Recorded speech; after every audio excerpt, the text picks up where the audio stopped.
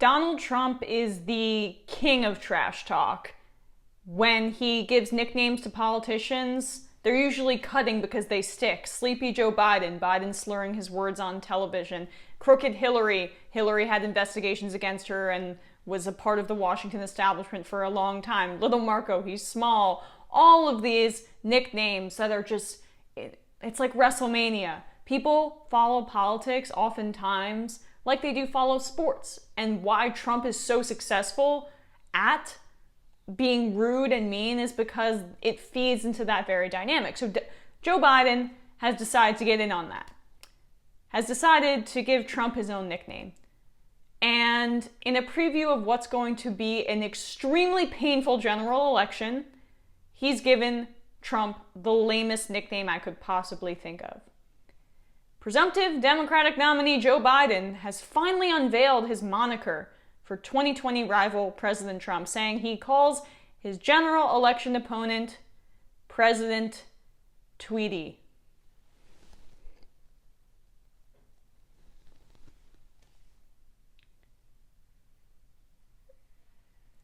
Biden revealed the nickname Monday when speaking to the Asian American and Pacific Islanders Victory Fund, remarking, "Trump is out there tweeting again this morning. I call him President Tweety." The ex-VP made the comment when talking about what he thought the president should be focused on as opposed to spending his time on Twitter.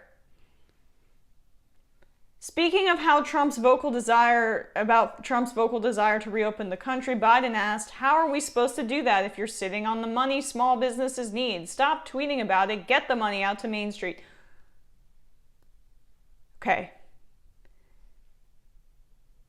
No one cares about Twitter, except if you watch MSNBC.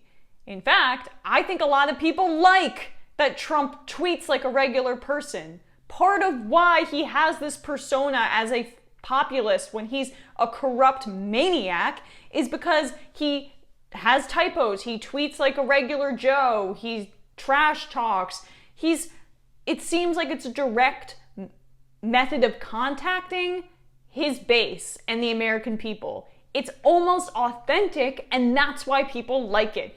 Unless you're an elitist that watches MSNBC all day, unless you're part of the old school political establishment that thinks it's uncouth. People like that he's uncouth. That's literally his strength. You're feeding into his strength. And secondly, I get it. You don't have any substance, Joe Biden, so you can't say what you would actually do differently in this pandemic. You can't.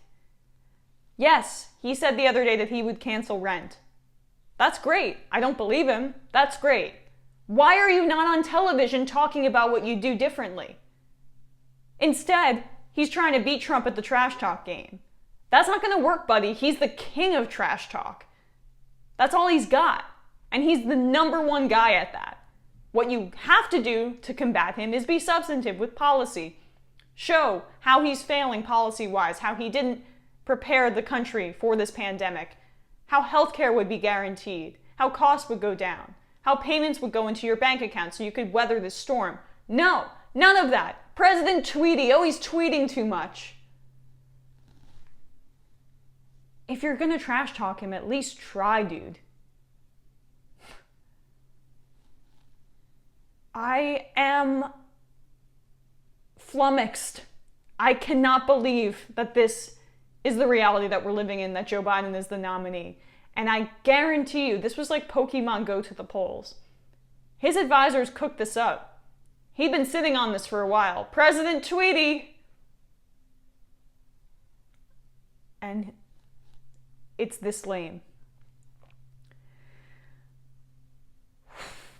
2020, I know, like, it's standard white girl Instagram stuff, like, oh my god, this celebrity died. 2018, worst year ever. 2020 is shaping up to be the worst year ever. Biden v. Trump. Pandemic, death, murder hornets. Jesus, President Tweety. It's a dystopia that I could not have imagined, but we're living through it.